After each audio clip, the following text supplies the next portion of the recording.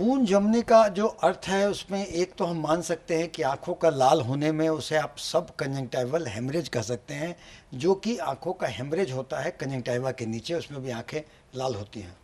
और अन्य तरह के लाली आने में उसको कंजेशन कहते हैं।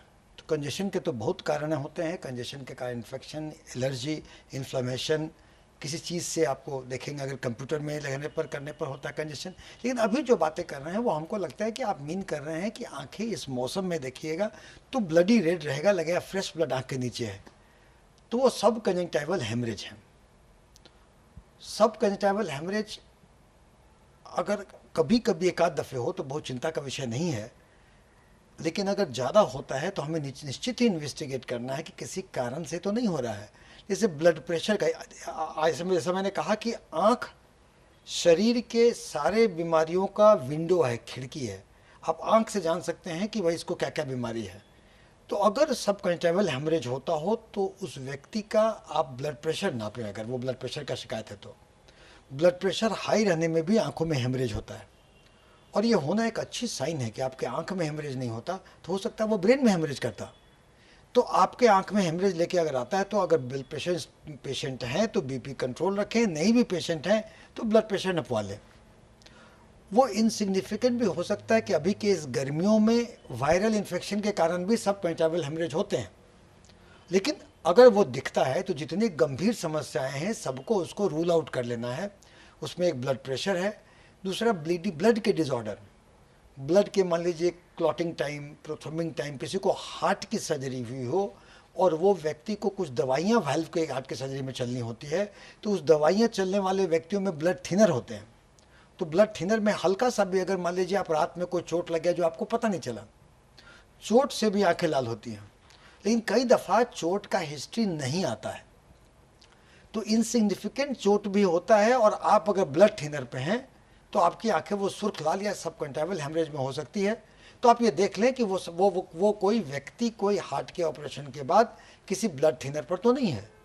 अगर है और ज़्यादा हेमरेज है लगता है तो एक कार्डियोलॉजिस्ट से पूछ के उस दवाइयों को कुछ दिन तक डिसकंटिन्यू किया जा सकता है। इसके अलावा ब्लड डिसऑर्डर, ब्लड की कुछ बीमारियां होती हैं इसमें कि उसको हेमरेज की टेंडेंसी होती है, हेमरेज उसमें हेमरेज टेंडेंसी होती है तो उसमें आंखों में हेमरेज होगा। तो आप बीटी, सीटी, पीटी ये सब ब्लड टेस्ट, क्लॉटिंग टाइम वगैरह करा के देख लें कि कोई ब्लड का डिसऑर्डर तो नहीं है जो ऐसा कॉज कर रहा है, क्योंकि वैसे में ये रेकरेंट होगा और अगर ब्लड डिसऑर्डर आप करेक्ट नहीं करेंगे तो बीमारी आपको करेक्ट नहीं होगा। तो वो भी एक देखने की ज़रूरत है।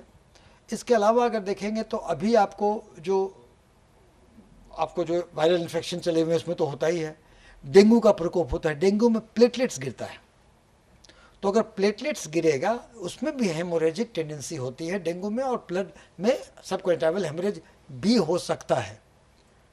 तो इन हेमरेजों को अगर देख लें हम लोग तो अगर दूसरा है क्या कि आपको पता नहीं, किसी को मतलब कब्जियत में जोर लगाने पर हो सकता है, और किसी को भारी चीज उठाने पर, किसी को आप देखेंगे तो बॉडी ब्लड लिफ्टिंग पर।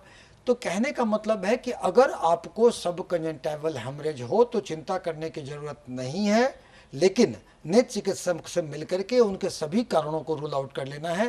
कारण में जैसे हमने कहा कि ब्लड प्रेशर देख लेना है, ब्लड डिसऑर्डर देख लेना है, कोई पेशेंट अगर कोई ब्लड थिनर पर है कि नहीं, कोई अगर कंस्टिपेशन जोड़ लगाता है तो वो ना लगाए, कोई अगर स्किपिंग या वाल्सल्वा मनोवर है तो वो ना करे, और रेकरेंट अगर हो तो निश्चित ही इसको गंभीरता से लेना है। ऐसे अगर ब्लड हेमरेज है तो हमें लगता है कि माइनर एंटीबायोटिक दे दें, कुछ दिनों में शरीर के अपने बॉडी के मैकेनिज्म से वो ब्लड वहाँ से चला जाएगा और आपकी चिंता दूर हो जाएगी। लेकिन उसके रिकॉर्ड रखें, क्योंकि रेकरेंट होगा इसका मतलब कोई ना कोई बीमारी है। तो ये जानकारी रखने डॉक्टर को दिखा के उसकी प्रिस्क्रिप्शन और डॉक्यूमेंटेशन रखें ताकि फर्दर आपके इलाज में फ़ायदा हो सके।